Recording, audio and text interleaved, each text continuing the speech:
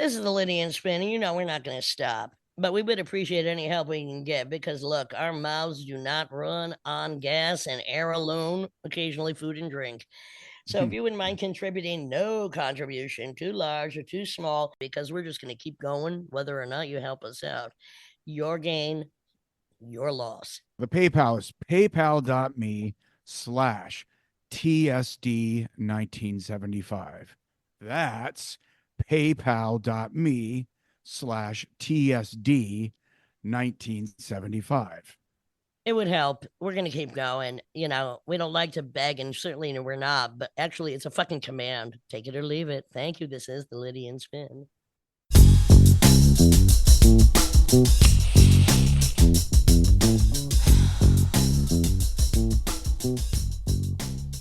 This is the Lydian Spin with Lydia Lunch and Tim Dahl coming back from a totally fantastic Southern all the way up to New York tour with Genre's Death, who were amazing and will be on the podcast soon. Their album will be out on In the Red in about 2 weeks. It's called Attractive People, and you can watch their new video by Jasmine Hurst called I See Red on YouTube right now. So we saw a lot of great characters. They have one of their salons this Sunday too at TVI. If tickets no, are not on sale. at TVI, at Madam X. Oh, it's at Madam X. All right, didn't know that. Having a record release party, but the records won't be in hand for another 2 weeks, as is the business of the day. Okay. We'll let people know next week when we have them on. So in Denton, one of my favorite places, Rubber Gloves, as always. We saw Rick and Chad, one of my favorite. Then we scurried ourselves after a nice thunderstorm. That's the only storm we had was when you and I were. It was pouring, and when that sun came out afterwards, that humidity was pretty insane. You decided to stay in the AC.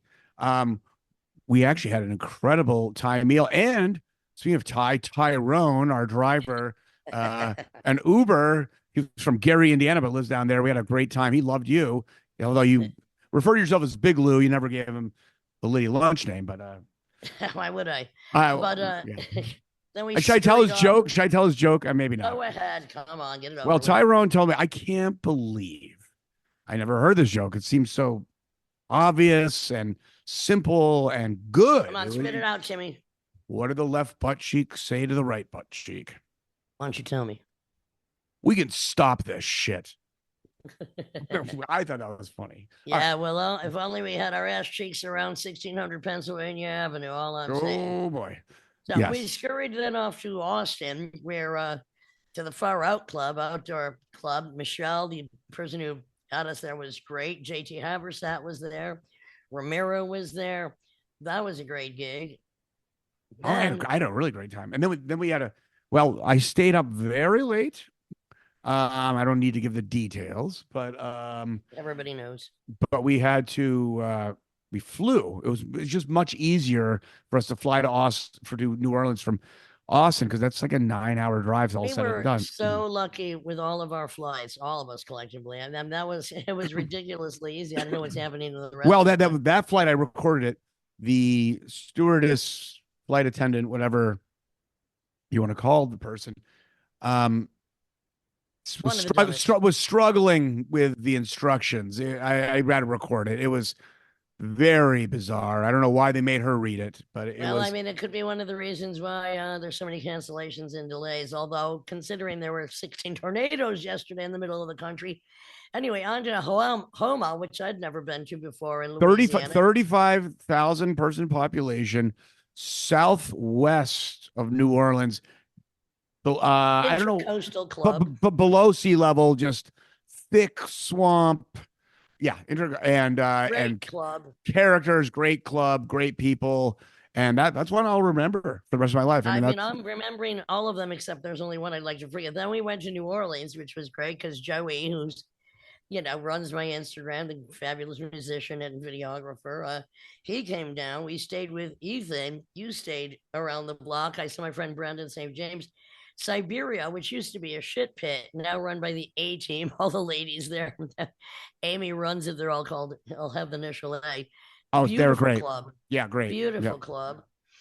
Then by now we're in our motor vehicle with Genre's Death, having a Laugh riot everywhere. Oh, and on the New Orleans show was Mike of I Hate God, and on the next show, the Birmingham, Alabama, which one of the best clubs on the tour. Who would have known? A really great club, and Trust the Witch, because Lydia doesn't normally get really excited about the potential food options, but a good 2 hours pre-arriving, she latched onto this place called Saw Barbecue. Which, by the way, is one of my favorite horror franchises. And I've looked it up, and it's ranked in the top 10 on a lot of lists. It was phenomenal. It was right good. Across the street from the club, and not only was the club amazing, they had an amazing free lodging Airbnb upstairs with massage chair, pool table. I beat myself in a game. Ping pong patio, pinball machines, absolutely fantastic. Lofts, full kitchen with all the everything you need, multiple bathrooms. I mean, immaculately clean, but also weird costumes and stuff that were out there on display for people to put on. You, Matt, and Ty did do a big what do you even call them, like a furry? I don't know what was going on. Yeah, I don't know. Something was going on, but yes. That was amazing. That was fun. Then we trotted off to, a club that we love, Asheville. We love Fleetwood's. No, we were in. You skipped one. You skipped Atlanta because it sucked. It was a good performance, and there was good people there. Yes. Great stay. Great people there, of course. Yeah. And one of the members of Twisty Cast was there. He took some of us in. That was great. But I mean, the club, new owners, they sucked. Then trotted off to Asheville, Fleetwood's, Mary, we always love her, and Harlow Crandall of New City Slang and the archivist at the Middle State, Tennessee, that gave me my fellowship and recently bought 58,000 objects from Maximum Rock and Roll. And Ashley, she came. And by the way, New City Slang, it's on YouTube. It's great album out there now. And then Chapel Hill was wonderful. Oh, well, Dougie Bound was there, and Dougie Bound, who, I mean, his second recording was Queen of Siam, and he's gone on to play with everybody. He was on our podcast a few weeks ago. Everybody. And the opening act, Jill was playing. It was the whole thing was. Stump was the opening band. Yes. One of the gals played a stump with nails and a hammer. That was very interesting. That's the thing. Dougie Bound told this great story that because he played with Iggy Pop for like 10 years, and he goes. They pull up to a club. They go in for the sound check. Atomic Bongos, which he played on from Queen of Siam. Not my favorite song, but he does a great job. It's just too happy. Iggy Pop starts dancing to it, saying, "I love this song." Dougie goes, "Well, that's me." That's funny. Jill Christensen, I mean, she was incredible. Composer, synthesizer. Of Stump.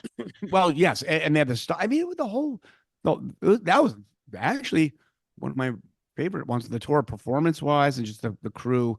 It was cool. Every show except for the club in Atlanta was great.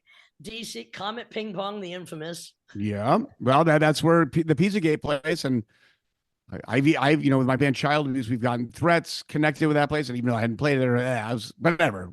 We made it happen. From Bog Creeper, they're also on YouTube and Bandcamp. You can check them out. We stayed in Baltimore that night, and we had to do. I haven't finished with Bog Creeper. Sure. Bog Creeper, whose 4-track EP I produced at Martin Beasley's studio a couple of months ago. That's up on Bandcamp. It's absolutely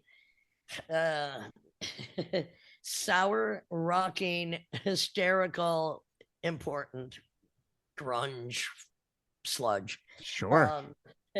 So then we had to leave that night because we're staying in Baltimore, and we had to do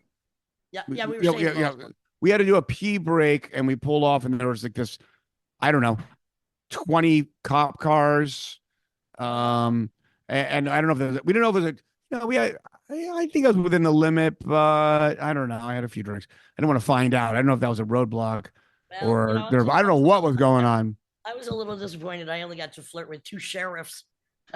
We did end up at one of the rest stops, not one with a gas station, but one of those like state rest stops. Oh, and it was real lights blinking, lights in the trees, serial killer, lot lizards. Had to walk Taylor of John Rizdau to the toilet, and then was still followed by two guys.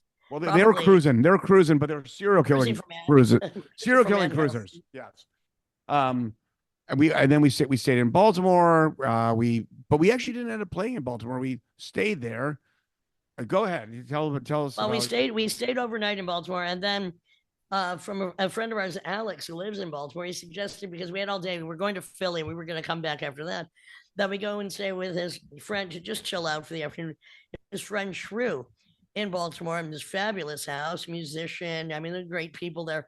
We had a great time hanging out with them. Baltimore is calling to me. And then we went to Philly, where Eric from Mocha was great. Books us there all the time. The venue was incredible.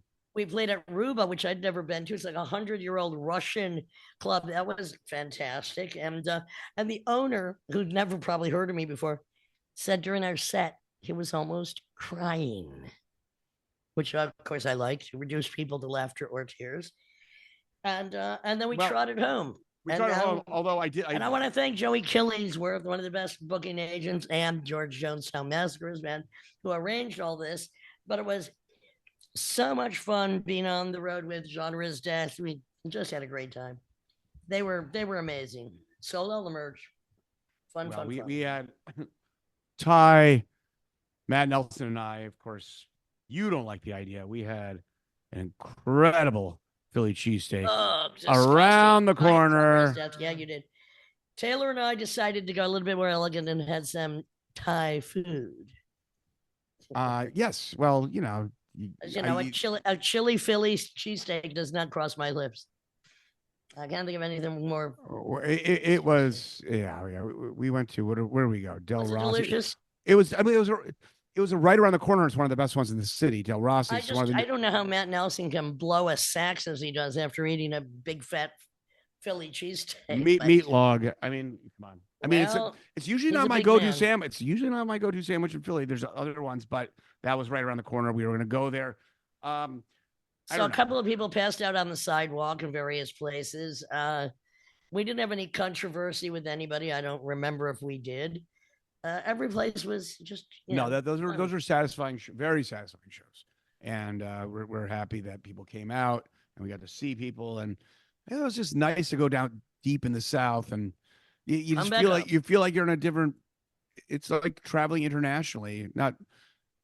I don't say that in any condescending way, like, we're not the same country, but it's exotic. Some of those cities are just great. They're beautiful. There's great people there. The clubs were all good. And other than that one really beautiful storm, we get out of the airport. We get to Denton after riding with Tyrannosaurus Rex, the Uber driver. No, we call Tyronius Monk was his nickname. Tyronius Monk.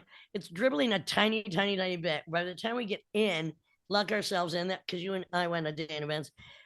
We get inside, a torrential downpour for about a half an hour, 40 minutes. Then we go hang out at Rubber Gloves to hang out with Chad and Rick, and that was great. Other than that, we missed all the devastating storms. Even coming back, we thought, where was the fucking rain? It was supposed to be a lot of rain, but it wasn't. Actually, the worst rain was Baltimore to Philly when Matt was driving. Which was not even that much. Well, this drive's so short. I mean, there was about an hour of whiteout. But yeah. But that's great. Are you kidding me? To be expected. I don't know. Any current... and that was with Murderous again. And that was just, just giving it to the people whether they like it or not. And we had Matt most often start as I like in the rear and bring it to the stage. I think he likes that too. Yes. I don't know. We covered this. There's a lot of current events. Do we even need to go there? Well, I don't know about you, but I did see the dumbest man in charge of the Department of War in his congressional, investigation today. I saw him interrogated, and I have to say, they should just super glue his mouth shut, fill him full of formaldehyde, and just make a statue out of him. He is as dumb as a fucking doorknob, and so arrogant and so petty. It was a lovely thing to see. I have to, somehow. I do like when I'm doing other menial multitasks to watch, especially Fox News Live, not Fox News Normal, but when they're in the when they're having their debates and interrogations. And by the way, what came out today, which is good, is Pam Bondi cannot not testify on the Epstein files. And another detail that came out about his ranch in New Mexico is, of course, boys were involved, and then two influencers went there to try to film around it. This is recent, and they ended up being hogtied and put in the back of a car. Like now, not even by yeah. Well, the ghost of this is all satisfying, but the Supreme Court ruling that just happened. They want to go back to Jim Crow. I mean, they're just pieces of shit, and that's forever until obvious. Well, I mean, for the rest of my life, yeah. I don't know what to say. A United flight out of San Diego hit a drone, someone's like personal drone at 3,000 feet. Yeah, those things are everywhere. Trump on if you're gonna get a new passport, you're gonna have Trump on it, I guess. I'm gonna get one as soon as possible before he's got his fucking diapered mug on it. That's for sure. Yeah. Did you hear his new nickname after Taco? Have a new nickname for him. What's that? Nacho.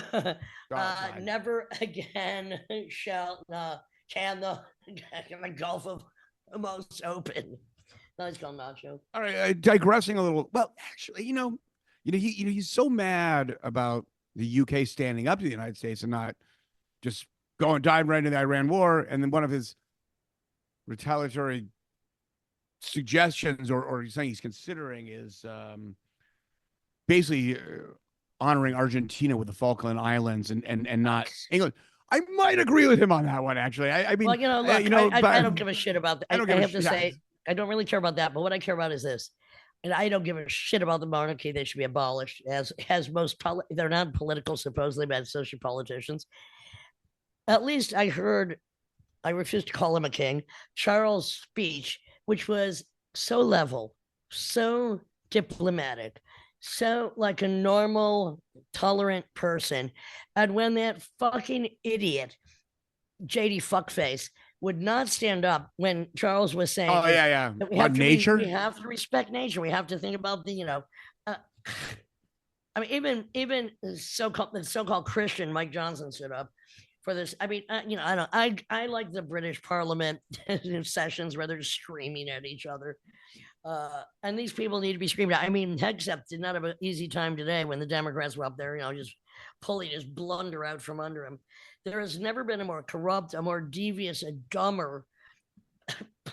I don't think. I mean, surely not fourth world countries. Not even sure. No, this is as some people are saying, this is not Putin level stuff. This is Idi Amin level stuff. I mean, we're not. That's a Putin. That's too high. Puppetry, and also, I mean, look, so many of his attempts are being shot down. Let's go after Comey again for 86 47 in seashells on the sand that somebody sent him. Since when did 86 mean an assassination? Never. So foolish. Oh yeah, threat by seashell. While this vulgarian of the lowest order, wearing a fucking diaper, married to a cipher, hiring the dumbest people possible who get down and lick his fucking dirty feet, cankles. That's all I'm saying. All right. Well, I love the apocalypse. I did have a story about young Zoomer males who've been circumcised, wanting their foreskin back. That's a real trend right now. But I actually hang on a minute. Maybe I should go in my closet, pull some spare foreskins out, and offer to sew them back on. You should. What about these? Or you could go to Bensonhurst down here with me and get the fried calamari and just kind of sell it as the ones that are breaking their own face? Oh yeah, well that's Clavicular's suggestion. I mean, I think they should just. I mean, the thing is, why don't you just kid it a little further up your face and just knock yourself out? I mean, I want them to do it. I want them to do it. Women go through so much pain of surgery trying to improve their looks. It's about time men decided, of course, dumbly with a fucking hammer, go ahead, break your own jaw. Well, auto mutilation is for quote unquote vanity, but basically to kind of mask insecurity. Yeah, women have been the victims of that kind of. I mean, I think that mentality maybe women. I think that women should start a hammer club and maybe just go around breaking men's faces to improve their fucking looks. Because let's face it, we are the only animals that look better than the male of the species. Just saying. Well, hammer-headed housewives. Well, it's hammer time. So hammer horror. Hammer horror. Well, no, I can't wait. I got a new film script. Hammer horror. Hammer. I mean, but there's something to this, like cutters, the teenagers who cut themselves. Yes. I mean, I guess it doesn't have to be teenagers, but usually start teenagers. Well, that's a different thing. Well, I know, but I'm talking about auto mutilation.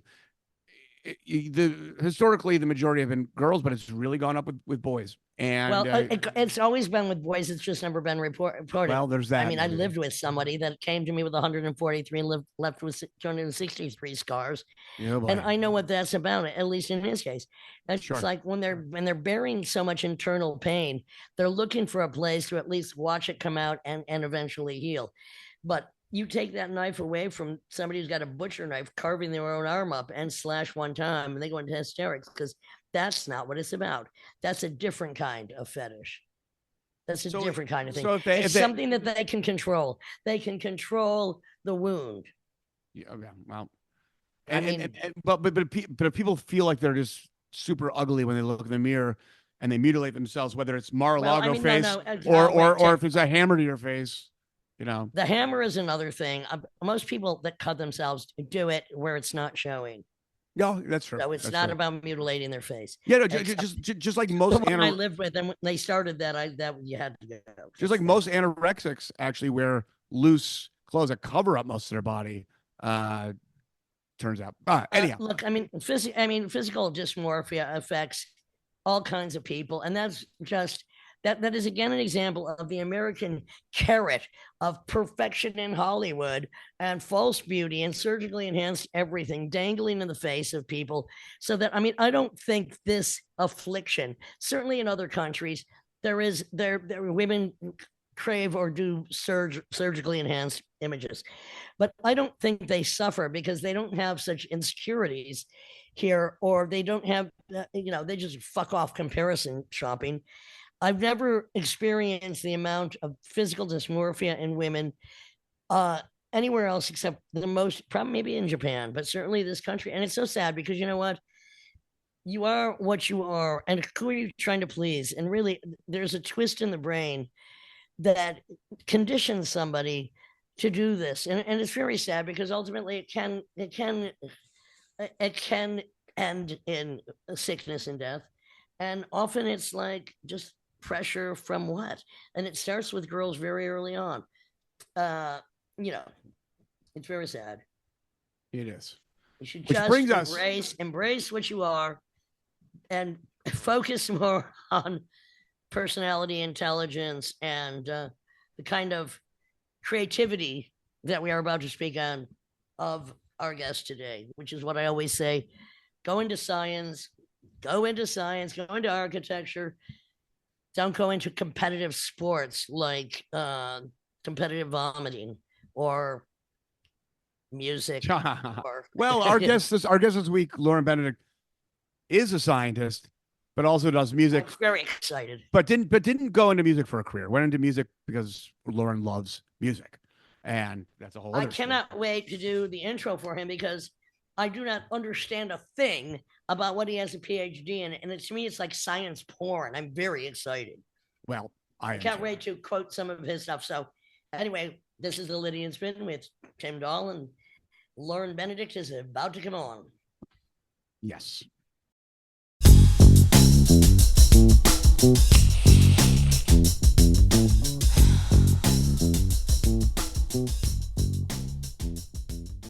I'm very excited here on the Lydian Spin with Tim Dahl and our special guest, Lorin Benedict. Now, as I was reading your credentials, I did feel like it was science porn. Now, first of all, we'll start with, I know you are an improvising vocalist, scat singer of the highest order.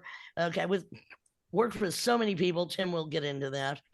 But what really excited me was fellow of the American Physical Society, a BA in physics from the University of Chicago, PhD in physics from the University of California, Berkeley, Your thesis work was on predicting various properties of carbon nanotubes and other closely related materials. I don't even know what that means, but I love it. I'm going to quote you on this now. I am, loosely speaking, a theoretical and computational condensed matter and materials physicist.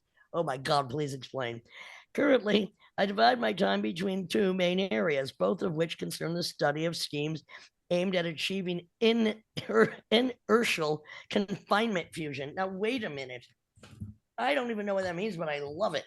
What the hell are you talking about, my friend? Okay, well, inertial confinement fusion is it sounds like what I'm suffering from part of my life. I can't believe that. Well, what I'm combustible, though. I'm combustible. Go ahead. So nuclear fusion is when two smaller nuclei of elements come together and make a bigger element. An example would be, for instance, two hydrogen nuclei, meaning protons, coming together to make something that's more like a helium nucleus. And this is one of the things that happens, we believe, in the sun. And of course, the sun, as a result, I should mention that if the nuclei are the right kinds of nuclei and this happens, a lot of energy gets released in the process. And that's, of course, what powers our sun. That's why our sun shines and why we get a lot of energy from it. Does that have anything to do with solar flares, like when too much combusts, or what happened? Well, a solar flare has to do with the fact that you've got a bunch of charged particles that are being accelerated. I think also probably in the sun's magnetic field, and so it's a complex sort of fluid dynamic property of charged fluids that these kinds. I mean, I'm sorry, but it's reminding me of female ejaculation, which is a mysterious thing that should be studied in the lab. But we can talk about that later. Maybe it is. Maybe it is. This is combustible. It's mysterious. This is above my pay grade. But well, I mean, you're above mine, but I'm so happy we're talking.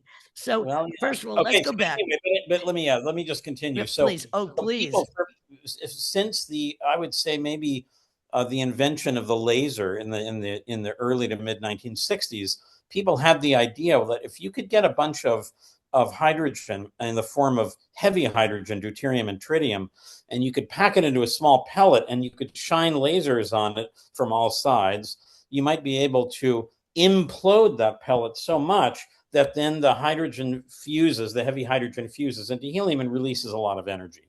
And so people have been trying to do this for many years. To harvest it so that it could fuel instead of oil and gas, so that it could fuel. Yeah, that's exactly right. And so that's right. And so the lab that I work for, which is Lawrence Livermore Lab, which is a government lab, we are the only people that have successfully made a greater than break even kind of a thing where you actually get more energy out than you put in, depending on how you define that. But at any rate, that doesn't mean that we've done it in such a way that is commercially viable, because we haven't. But nevertheless, we know that the possibility is there. But the possibility is there. How do you contain it exactly? Well, it contains itself just because when you irradiate it from all sides, this little spherical pellet, then you create almost like a spherical rocket. So you blow away the outer portion, and in so doing, the inner portion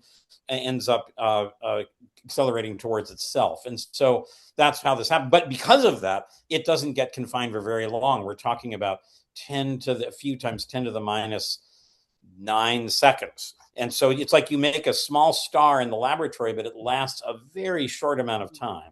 So unlike the sun, the reason this happens in the sun continuously is that the sun has so much mass that its own gravity just sustains it. And so wow. Okay. Yeah. So that's how stars work. I mean, we believe is that their own gravity is so large that you don't need to keep pushing on them to make the fusion happen. It happens just because there's so much mass there that it pushes on itself.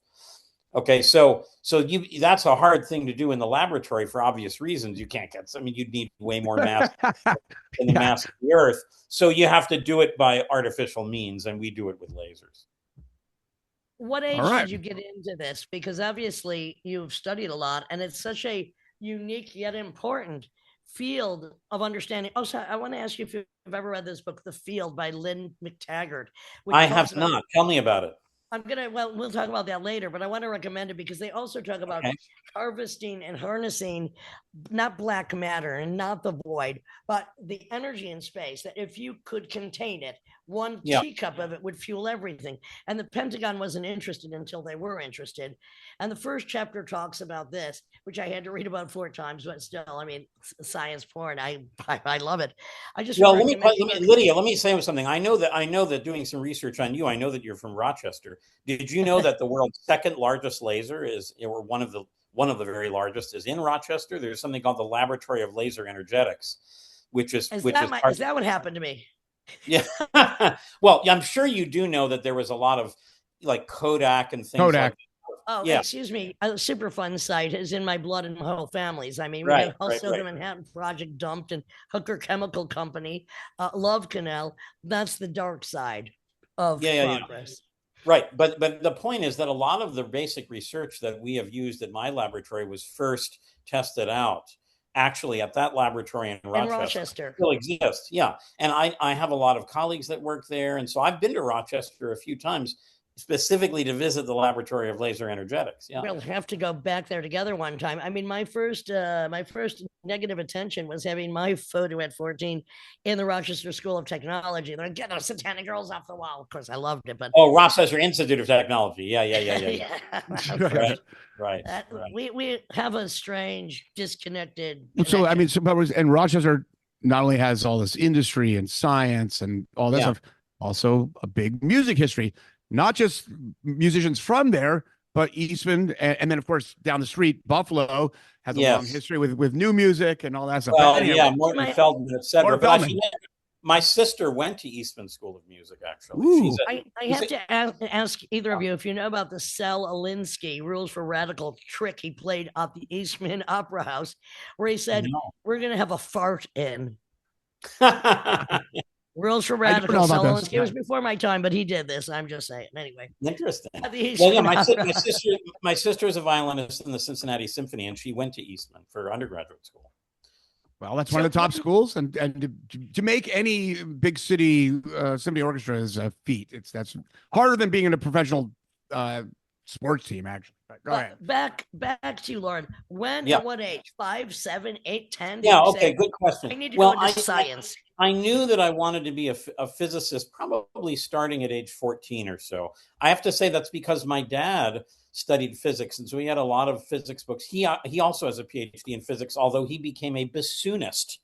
So this runs in the family. A professional bassoonist? Yes. Yeah, he was the assistant principal bassoon of the North Carolina Symphony for almost 50 years. Oh, I didn't know that. Okay. See, this is my mother was a violinist in the Cleveland Orchestra. So, this is one of the best ones in the country. You could be a physicist, you could be a scientist, a doctor, an architect, and do music. This is always my point.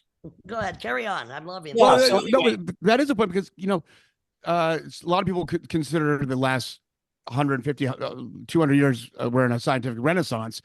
And so for people like Milton Babbitt, some of the serialist composers, they're hired by the Pentagon to do all types of math stuff, but they're also expressing themselves with these ideas in their head. They combined it. In fact, they combined a lot of their stuff. No, that's a good. So for me, I mean, I have to admit, and I'm not either proud of this or I'm neutral or about embarrassed. I'm neither. That's right, or neither. I have not attempted to make a marriage between my two lives of vocal improviser and physicist. Well, but not a conscious one. Not a conscious one. Not a conscious one. That's right. I want to get back to that point after you finish your point. I can't wait. Go ahead. Yeah. So I just wanted to say I don't think it's impossible to do that. It's just that I started doing music late in life, even though I come from a family of musicians. I didn't start doing music until I was in my early 30s. And you've collaborated with, so many people, dozens and dozens of people in dozens and dozens of different ways.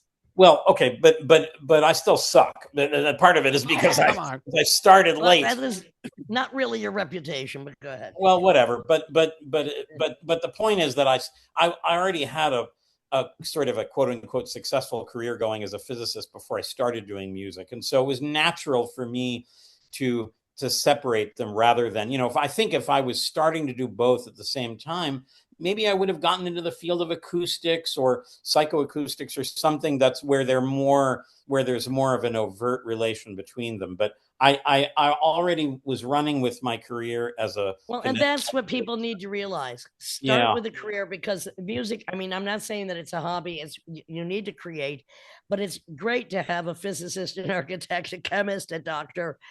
By the way, one of my most interesting projects was I was hired to create music that could stimulate bacteria. Now, this concept to me was just the most, of course it couldn't, it didn't. But anyway, I wanted to create the blob. And this was by an architect, Juan Azulay, who had this concept called flood stains, where he invited me to create music that might stimulate bacteria to grow and come out of this black pyramid. Well, of course it didn't, so I had to go in and torture it with tweezers. Well, but that is very interesting. I know that you have a long-standing interest in things related to sort of bacteria, rot and decay, and all of this. And so that is a. But Lorin, I'm gonna go back to about you never try to consciously merge, and if you were pursuing these things at the same time in parallel, but you didn't do it parallel, but you also can express yourself musically, so they are intertwined. Like, what are you expressing? You're expressing yourself and yourself. No, I don't deny that. And obviously the fact that I have a rather analytical mind has played into both of my pursuits in a serious way. Does that hinder your music, or does that put it actually above most people who just go in there and flubbity dub dub dub? No, I don't know. That's not for me to decide. But I mean, I think so. Okay. I mean, I happen to like thinking deeply about what I'm doing and why I'm doing it. And so I think that has helped me as a musician, no less than it has helped me as a scientist. Well, and that's totally fair. But going to what you're saying, Lydia, I mean, and this is where a lot of people, when they criticize, say, an analytical mind in music, they still don't realize that the music started and theory came afterwards. Theory doesn't come first. Theory is just explaining what happened. And that's right. And these are just tools to be consistent within whatever. I do want to raise another thing, and I'd be interested for both of you, what your opinions about this. That I also have heard a lot, especially from musicians, that you do your best work when you internalize a lot of things, whatever it is, whatever your discipline of music making is. And then when you actually go to perform, you want to forget all of that and just be in the moment. And I don't deny that, but I also feel for myself that I have gotten a lot out of trying to be logical about how I choose to let out my emotions and how I choose to connect to audiences. I think that my logical faculties can and should be used in the service of that. I don't think that it's a matter of I'm emoting over here and I'm cogitating over there. I think that, at least for me, those two things don't need to be separate. They don't, and it can be both, in fact, at the same time. Very good question, especially concerning Tim. What Tim and I just came, what we do, Murderous Again, whether it's me and Tim Dahl and Matt Nelson. Like, I have two incredibly, just amazing improvisational musicians. I have my text, which I still can improvise off of, but basically I know what I'm going to say. So I'm both being analytical and improvisational, because that is the duality of my reality. Yeah. But what's it being right in the moment, of course, is what's interesting is a few times, not often, but when it happens, it's amazing. I'll get off stage and I won't remember a thing that just happened. And that's being not only in the moment, that's being in outer space in the moment. Sure. And that's kind of a but it's going to what you're saying, Lorin, like reading the room, because Lydia would be working with the same text, but the delivery and the timing and the response to the music will change. So sometimes, like, she'll just interrupt with words. Sometimes she'll cut it off. Sometimes she'll back off and pause and let us go, even though it's the same text. So it's totally designed, but then there's a spontaneous thing. It's not total free improv. So it's a combination. Well, I don't think that. I think that good free improv is not free improv. Let's put it that way. I think that all good music is structured, and even if it's sometimes in a way which is more overtly consistent with the expectations of a given genre, and sometimes less. But I don't think that there is such a thing as our conversation. music. I mean, it's well, people Wait, Tim, misinterpret I'm going to this. say this: that it's constructed sometimes by emotion, the emotion that the two people or the three people are connected to. So the construction might be on a different level than a compositional one, and that's I think Yes, what happens with Murderous yes. Scan is we're so in tune. I don't have to direct. They know when I'm stepping up. I know when I think, and this is just on a different level of construct. It's construct actually. That's what it is. So I'm Well, curious. I know that I know you're supposed to interview me, but I also want to interview you because I'm very interested. whoa. I know that you've worked with Tim for a long time. I don't know whether you know, maybe you do know, but I have a history of working with Matt Nelson from when he lived in California right after he graduated Oberlin. So do you how long, Lydia, have you worked with Matt?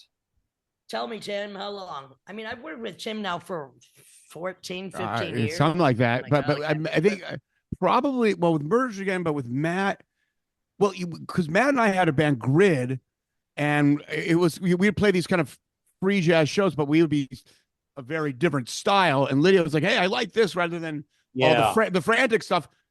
And I'd love to send you the stuff that I just jumped in with them. I would love to hear it. Yeah. So Grid and Lydia, we did a collaboration, and then that's how it started. That's how it started. Exactly. Great. And that's basically, I'm reading like dead male writers, Henry Miller, Hubert Selby, John Ritchie's still alive, David Wojnarowicz. That's one aspect. And then we took it from there into doing my own text. And so, I mean, I work with Matt Nelson and Jim Dahl as often as possible. But let's go back to the whole idea of improv or free improv. I mean, sure. Is this Zoom conversation we're having right now, is this improvised? I mean, it is, but we're also coming to the table with this format of Zoom, and also we have histories. We all speak literally are speaking English. We're all speaking English, so it's absolutely that's precisely how I think of the music that I make. And this is a time construct as well. Yes, it's exactly the same. It's exactly the same thing. To me, anyway. Yeah, to me too, actually. All right, so I just want to put one more thing in, Tim.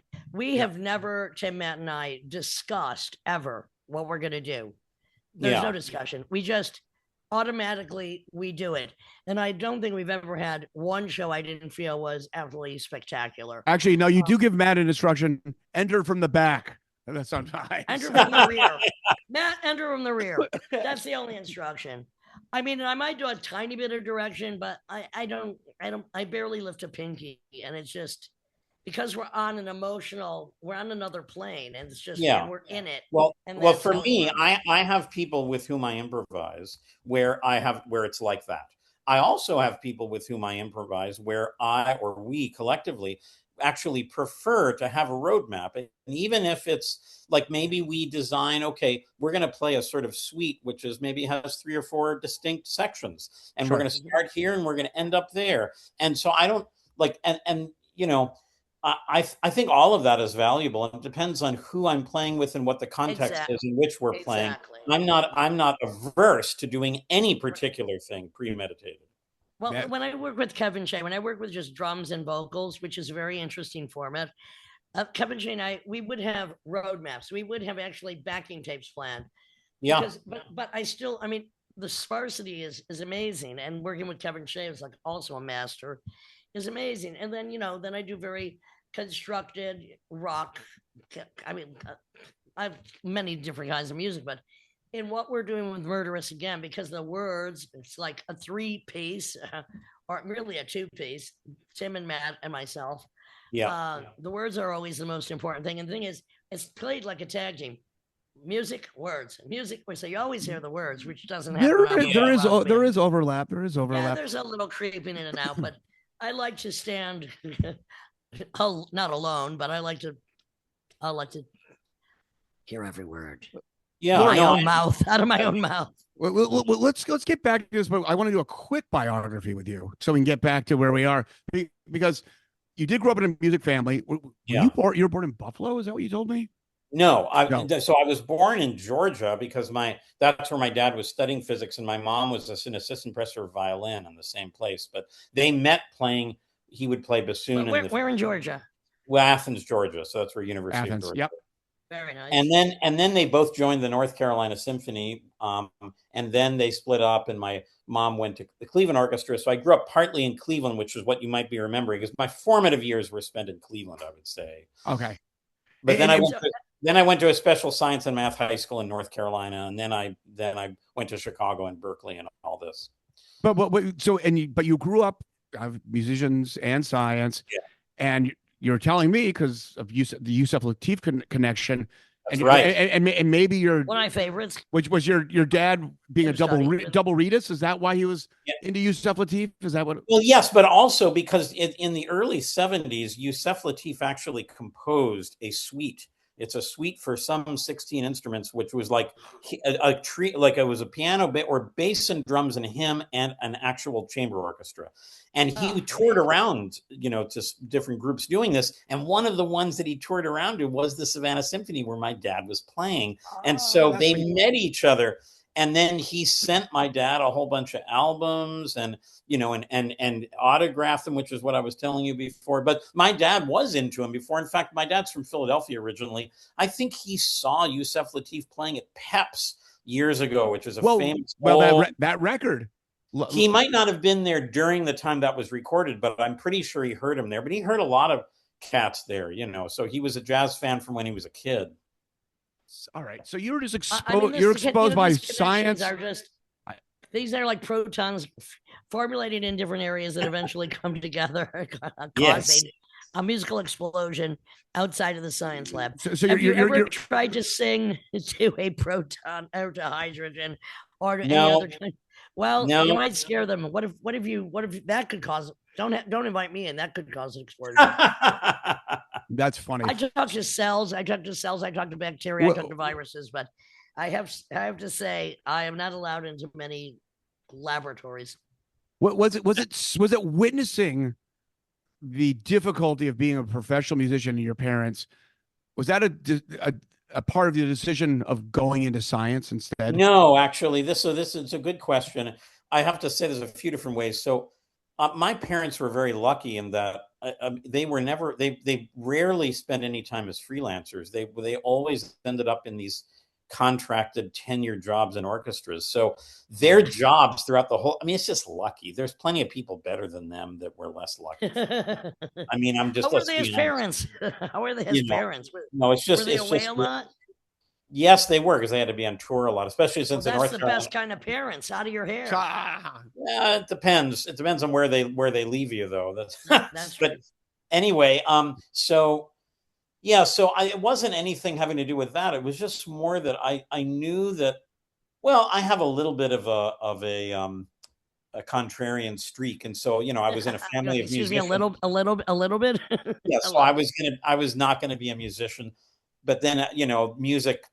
It grabbed me later, ironically. I just was always going to be a very serious listener, and frankly, I was always a much more serious listener than most musicians. Okay, so let's go back to your early listening career of music. Yeah. Like you're 14, you're into science. Are you listening to heavy metal? What are you listening to? Jazz? No. I was listening mostly to European classical music, and I was always really into Prokofiev. I was really into Brahms, into early Schumann piano pieces, things like this. And then, but also, because of the times I would spend in Cleveland, that I lived in a suburb where there was kind of a patchwork quilt of Caucasians and African Americans. And this was during the beginning of hip hop. So I'm a big hip hop head also. Okay.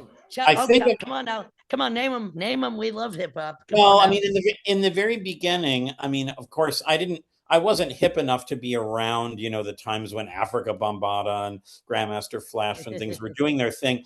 But when that stuff started to make its way onto urban contemporary, as it were, radio stations across the country, things like, Run DMC and BDP, which had, KRS-One in it.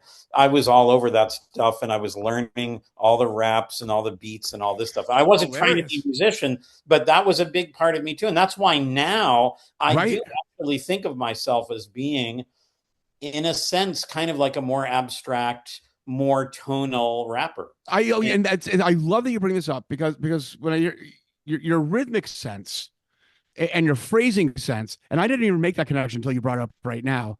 But it makes it's not a traditional jazz vocalist style at all. And it's right. And no, and I the heavily articulated thing is really informed by my favorite rappers, which my favorite rappers are people like Pharoah Monch, Sean Price, who is a guy from Brownsville, Big Punisher, the Puerto Rican rapper. Yep. Yeah. My favorite is Mystical, Scarface's first album, Face Mob, My Homies by Scarface also. I like that shit. But I also describe myself as a rapper without the beat. Yeah, well, obviously that's where a lot of rapping started. I mean, from spoken word things. I mean, those in the African American community, of course, it was the Last Poets was a very famous. Hang on now. Okay, you're speaking my language. One reason I'm thinking of relocating to Baltimore. You know, we did do performances with Umar bin Hassan, Last Poet. One of the best, some of the best shows of our life. I mean, well, hey, if you did move to Baltimore, Baltimore is one of my. Let's talk about Baltimore for a minute. Let's do it. Let's go. So when I was when I was a postdoctoral employee right after getting my PhD, before I joined Lawrence Livermore Lab, I worked at what used to be called the National Bureau of Standards in Gaithersburg, Maryland. But I spent a lot of time in Baltimore because I love Baltimore, and man, it's just the hippest town. And of course, I know that you're a friend of John Waters. I've never met John Waters, but I know. Well, I mean, he did do the best intro for Retrovirus ever, and my quote. I've seen it. I've seen it actually. I'm like, John, the casting couch. He's like, I don't have one. I said, well, I do. Come on now. But yeah, I mean, talk about it. Baltimore when in the 80s, the 90s. When were you spending time there? Say that again. When were you spending time in Baltimore? This would have been the late 90s, but yeah, I mean, that whole area, the Capitol Hill area, which is where Peabody Conservatory is. It's just the most gorgeous place architecturally, and it's so beautiful. People don't realize if you haven't been there. We went and stayed with these friends. I'm done with this joint. I mean, I'm a rabid nomader. I chronically move it. I'm about ready to just pack it on up. Well, they've got a great underground jazz scene. They've got all sorts of shit there. All types of stuff. Yeah. No. I mean, I would love to see Lydia collaborate with Sam Pluto. Oh, well, is he? Oh yeah, Sam's great. He was at University of Chicago for a while, but now he's at Peabody, right? I think he's at Towson State or something. Okay, all right. Well, what attracts me? We share birthdays, actually. There's so many things that attract me. I want a house with a backyard with squirrels in it, on a basement. I'm sick of living in it. I have a beautiful apartment. Done. I've been here too long, and Baltimore seems to be calling me. I say thumbs up. I say thumbs up to Baltimore. I'm going. Lorin, I mean, is that you kind of projecting like you're living in this very desirable part of the world? Yeah. And do you miss Rust Belt America? Oh yeah. Oh yeah. Oh, come on. I mean, I have such a reverence for Cleveland, and I have never gone to Buffalo, but the time I was in Rochester, Buffalo, of course, I saw similar. And Erie, Pennsylvania, and all this stuff. And I mean, I love Pittsburgh. I was there for 4 years. I love the Rust Belt. But Baltimore's a crab belt, and I think that suits me. The crab belt. But the thing about Baltimore is that it has there, in that part of the country, it's a very interesting confluence of Southern American culture too, which is an interesting admixture between that and this, and there's something very distinct about it, which I think you can see even in John Waters. I mean, really, frankly. Well, and also look, we were just down in the South, and I'm looking at all these cute cities. I did live in New Orleans. I spent time in Louisville for a while. But that's gotten so freaking expensive. But I needed that taste. And Baltimore is just bordering on some of that Southern influence, which I really do miss, which I really do like. And listen, you have to be a fan of Edgar. You have to be a fan of Edgar Allan Poe, and that's where he was from. And when I'm walking around Baltimore, it's like it just is seething with that energy. I mean, yes. Well, in a group I recorded an album all based on, it's called Family and Mourning, about, death and dying, but it's not grim. The lead singer of that group was related somehow to Edgar Allan Poe. And by the way, I just recorded it. Kramer put out an album with everybody, a lot of people reading Edgar Allan Poe's poems. So I think it's all leading to Baltimore. It is. I like that you've endorsed it. I like the endorsement. I can't think of a better place for you to be. Wow.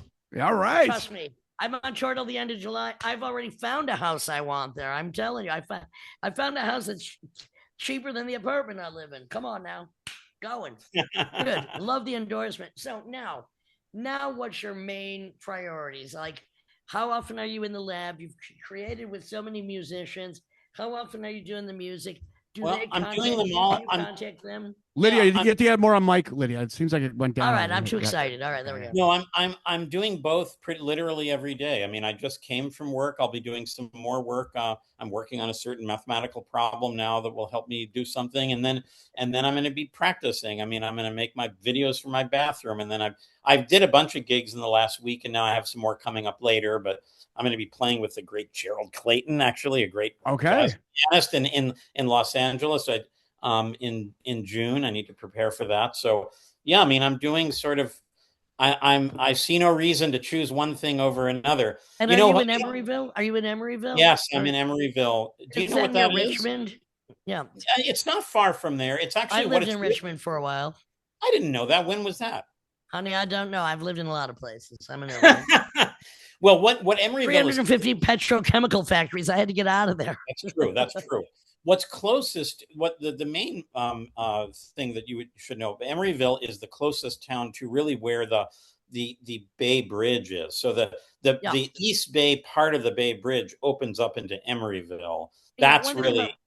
One thing about Berkeley, which everyone thinks is like Whole Foods, and like, hello, Berkeley, Manhattan Project as well. Let's not forget. That's true. That's true. But Richmond's 350 petrochemical plant. Oh my God! But yes, I'm basically doing full speed ahead on both the music and the science. I don't see any reason, at least immediately, to choose one over the other. On either. Yeah. Now, do people approach you? Do you say I'd like to work with that? I mean, usually I approach most of the people I want to collaborate with. Yeah. That's just the way it is. Very few people approach me. I don't know why, maybe because I'm busy anyway, but how do you connect with these musicians out there? That's a good question. I have to admit that for most of the time these days, they come to me because one of the things, even though what I do is weird in the sense of the way it sounds, Tim, we were talking about. You're going to give us some examples soon. Yes. I'll do some examples, but it's, even though it's kind of weird, I'm using the basic language of a jazz instrumentalist in terms of the rhythm and the harmony and melody and things. So even though it's couched in this strange kind of invented language with syllables, I'm checking a lot of the boxes that even rather straight ahead jazz musicians want checked. And so that means that they pretty much immediately accept me, but then I'm also accepted by the people that are the real outsiders too, because they look at me and they're like, "Wow, man, that's some different shit." I get to play both sides and everything in between, and so I have a lot of people coming to me actually, and even at this point, writing things for me. Even hold on, I have a question because I want to connect it with the rap influence. Is all that phonetic, homemade language that you're using, all the sounds, was that influenced by rap when maybe you didn't even understand what they're saying? No. I always knew what they were saying, but it's totally. We look up the lyrics, don't we? We look up those lyrics. Well, I mean, so there's a lot of slang, there's a lot of all types of stuff going on, but yeah.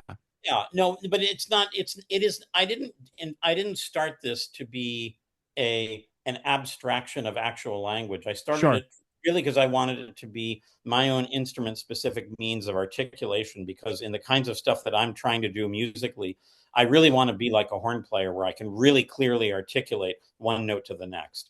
It's stupid, I realize, that I'm using a continuous pitch instrument and I'm trying to make it into a discrete pitch instrument. I realize that's fucking stupid. There are people, a much better solution, theoretically anyway, to this problem, so to speak, is to use the melismatic sort of inflections that singers in Indian classical music use. But for whatever reason, I've decided to try to be like a vocal version of a saxophone. So I want each note to be encased in in consonants so that it can easily differentiate it. Well, from but you know, but it's like Alan Holdsworth on guitar. There's certain guitar players that wanted to be like Coltrane on saxophone. Yes. And it's not, and they just did what they heard with the tools that they had. Exactly. And that's what I'm doing. But then the more I did it, the more I realized that the more language like it sounded, the more clearly rendered the notes were. And I think that's because we all know how to talk. And so in some sense, we're naturally predisposed to using things that sound like language because we all speak language anyway. It's funny you say that, because when Stevie Wonder plays harmonica, it sounds just like when he's singing. Actually, that's a great point. He's always, the way he sings is how he approaches all his instruments. It all sounds like the way he sings. Yes.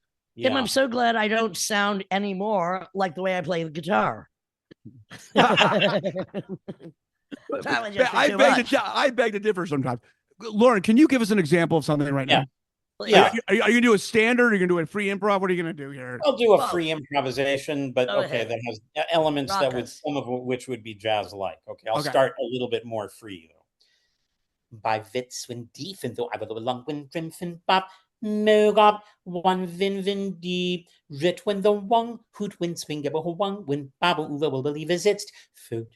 Fiven for the have the one ood win swing be uden bendim bab fin suit the one ood win defen you have other hooden bender will lim baba. Okay. Awesome. Lorin are an insane genius. Now, have you ever thought about having words translated that mean any or not connection to what you just did? Yes, and it's a good question. Well, there's a couple of things that have happened in this area. Let me just do that connect to what you just asked. One is that there have been people who have taken my phonemes and have actually transcribed them and analyzed it into words. Not translate into words, but to just see written down, like, what would that sound like? Kind of like what is the language poetry that is kind of, that emerges from that. But there's also a guy that I worked with. His name is Sheldon Brown. He's a saxophonist and composer in the Bay Area. And he, you probably know of this poet. Have you heard of Philip Lamantia or Lamantia? I've heard of him, but I don't know him, I must say. So he was born in the 1920s and he lived most of his life in San Francisco. He was a very good friend of the people that started City Lights Bookstore, including Lawrence Ferlinghetti and his widow. And Coney Island of the Mind, one of the best titles ever. Yeah, I agree. So this guy, Lamantia, was a real genius surrealist poet. In fact, I think you would love his shit, Lydia. Tell me his name again. Lamantia? Philip Lamantia. It's Lamantia. And it's really brilliant stuff. But anyway, his widow is someone who actually also co-ran or co-runs the City Lights with Ferlinghetti's. At this point or then, back in the day? I think maybe even still now, but for many years. And so Sheldon knew her and got a bunch of recordings, private recordings of Philip Lamantia reciting his poems. And then what he did is the thing that many people have done this in the jazz world. Jason Moran has done this, but in fact, I think in the classical world, maybe Janacek did this. Many people have done this kind of thing in the past, which is, taking actual words and spoken language and then approximating it with discrete pitches and then playing it on instruments. So you lose the words, but then you have this, you know what I'm talking about. So Sheldon did do that. And then he had me playing with my own language, playing these melodies. So it was like you take actual spoken language and then, so it's a weird kind of game of telephone. Telephone. But and then reconstructed. Yeah. Yes, and when we would perform, and there's a recording of this stuff too, when we would perform, he would have the actual original recordings of Philip Lamantia reciting his poems, and he had such a musical delivery, which is why you have to check him out. It's just, there's a few short clips you can find on YouTube, and they're just so arresting. So this is like industrialized, reconstituted food, basically. You have like a potato into potato meal built back into Pringles or something like that. Yes, a little bit. Could Well, you take anyway, a this cheese album, doodle and deconstruct that into whatever it was originally made from? Thank you very much. It's probably the only junk food I really like, a cheese doodle. well, so this, I unfortunately like a lot of different kinds of junk food, but this particular album is called Blood of the Air, and I didn't have anything to do with Blood it. of the Air? Of the air, like H-E-I-R or like A-R-E? Good question. H-A-I-R, Blood of the Air. You know. And it's that because that's actually, I think, a line from one of his poems, but it's a very compelling project. I didn't have anything to do with the sort of genesis Concept, of it. right? Conceptually, I was just an executant. I was just singing these melodies. So when he was like 19, was he born in the 20s? And how long was he? When was he going for? He lived to be in his early 70s, and I think he was born in the 20s, died in the 90s. Or not? He might originally have been born in New York, but I know he spent most of his time in San Francisco and probably died in San Francisco, but I'm not sure about I want to go back to books for a minute, and I want to ask you, there's a great book called about Wolfgang Pauli. With Wolfgang Pauli and his relationship with, hang on a second, Zurich, Young. Wolfgang Pauli and Young and their midlife had a relationship, and I think it's called The Search for the Cosmic Number. And it's a book about... You mean the philosopher? You mean Carl Jung? I mean Carl Jung. I didn't know that they knew each other, so I'm ignorant. Well, they did, and also there was something called the Pauli effect. For instance, he'd be on a train going to a laboratory somewhere, like a lab, and suddenly the train and the lab would shut down, and they called that the Pauli effect. It happened a few times. And he was one of these, in the 20s in Vienna, there were so many geniuses hanging out, and he'd be writing his equations on a napkin and come back in the morning. But this book with Carl Jung, and that they started a relationship, like looking for the cosmic number, and in the middle of their ages. I'm going to find the exact title. I'm going to send that to you because I think you would really like it. I would like to see it. Essentially everything that I do as a physicist, Pauli is at the underpinnings of it. What he did was so foundationally important in the very beginnings of quantum mechanics. And in particular, the work that I do is to really focus on how matter responds when it's subjected to very extreme conditions of pressure and temperature because of things of this nuclear fusion or stars or planets. Because of the nuclear bombs that are eventually going to drop on our heads. Yeah, right.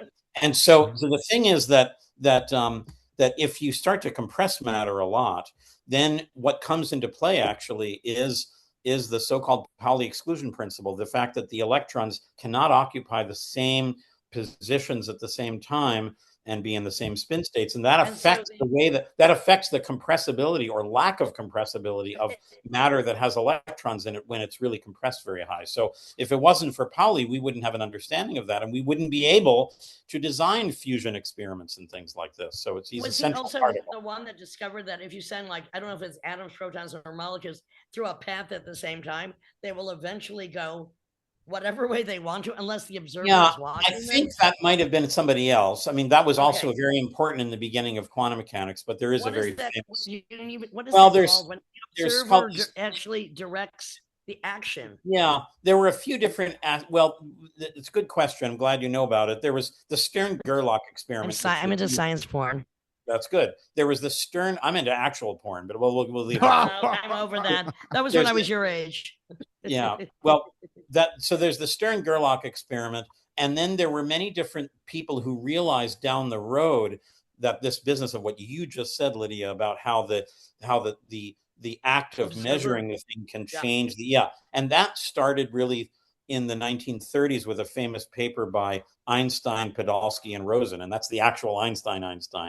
And then decades later, like in the 60s, there was a very famous British mathematician and physicist, John S. Bell, who very precisely formulated a kind of analysis of that class of experiments to really argue that there is nothing underpinning quantum. So people were wondering at the time, this quantum mechanics business sounds so funky.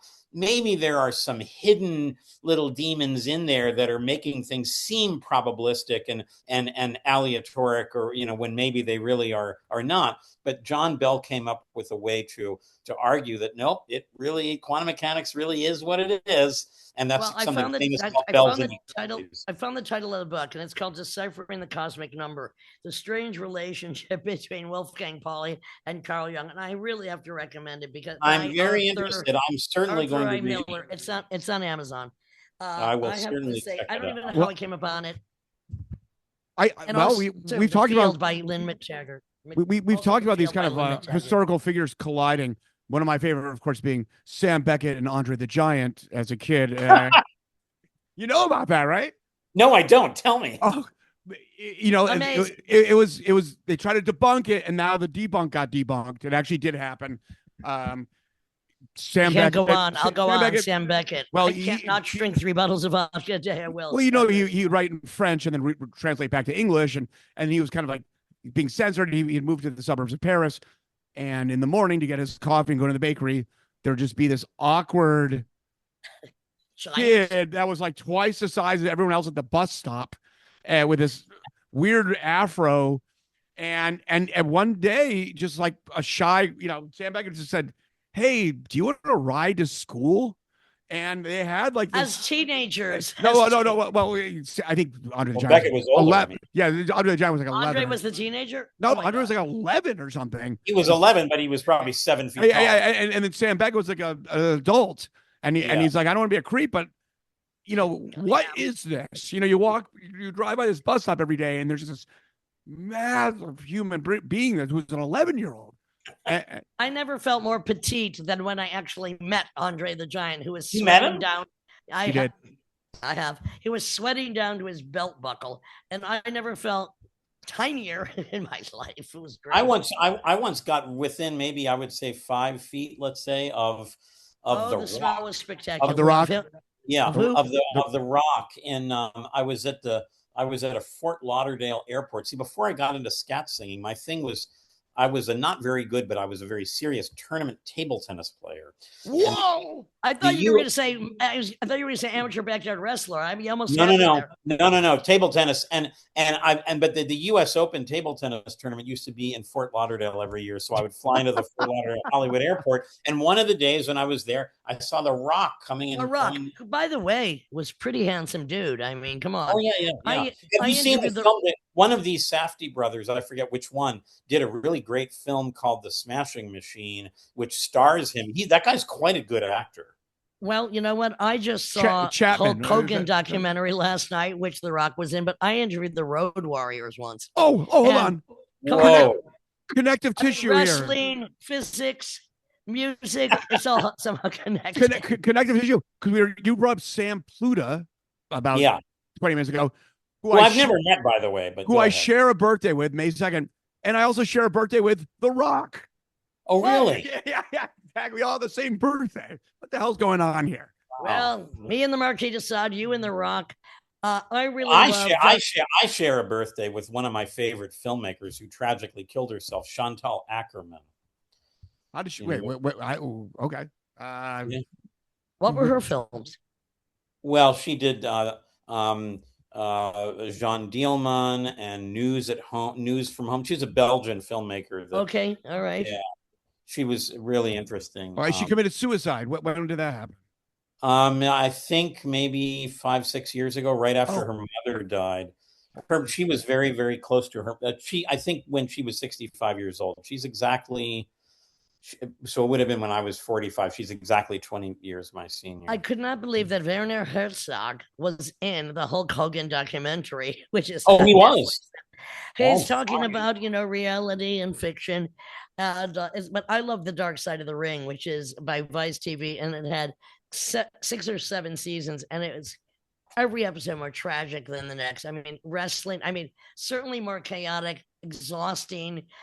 Brutal than any Rock fucking tour ever. Dark Side of the Ring, highly recommended. Okay, good. So was the Rock at the table tennis tournament, or just ran in the airport? No, he was just in the Fort Lauderdale airport. Maybe he lived in Miami or something. He's a handsome man. Yeah, that's for sure. But I mean, he was also towering over all of us. Well, you know, my cousin played for Texas Tech, the Sugar Bowl and all that stuff, and so a lot of his friends were football. A lot of his friends ended up in the NFL, and I went to the wedding. Wedding of who? What's that? No, the wedding of my cousin. Wedding of my cousin. Okay, what I'm getting at is a bunch of these NFL players were there, and you just don't really see these people in the general public. They're just fucking monstrous. The size of these people. I mean, 6'5" and like 275 pounds, and just cut. It's like, what the fuck's going on? Well, see, that's one of the things I always loved about table tennis, because you can find world-class table tennis players that are how big they are. Rather diminutive in size, but also ones that are very big. And there's an important reason for this. It's because there are advantages and concomitant disadvantages to having a big reach. If you have a big reach, of course, you can just stay in one place, and that's better. But you have a problem in the sense that now you have what we call an indecision point, where you have to choose between forehand and backhand, and your indecision point, in some sense, is bigger the bigger you are as a person. So you find that there are world-class table tennis players that are almost like, well, midget is not, and then giants. And then some people that are giants, and the advantages and disadvantage of each cancel out. And there's not many sports that you can think of, right, I would argue, that don't have a serious, predisposition towards people of one or another size. Even tennis. Right. Even like or as I call it. What about diving, platform diving, and springboard? That's a good point. Maybe that one I could think of that, right? Impossible. Because in regular tennis, or as I would call it, ground table tennis.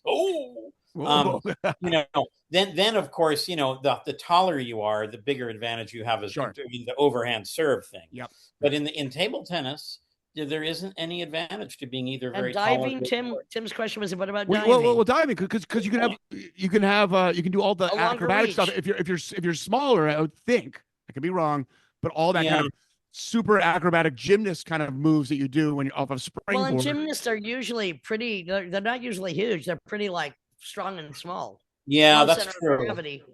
Well, yeah, I mean, you could probably do more rotations around and flips and things if you're smaller. I wish I could show you just how many I could. Well, and so we can go back to porn. It's actually similar. Porn.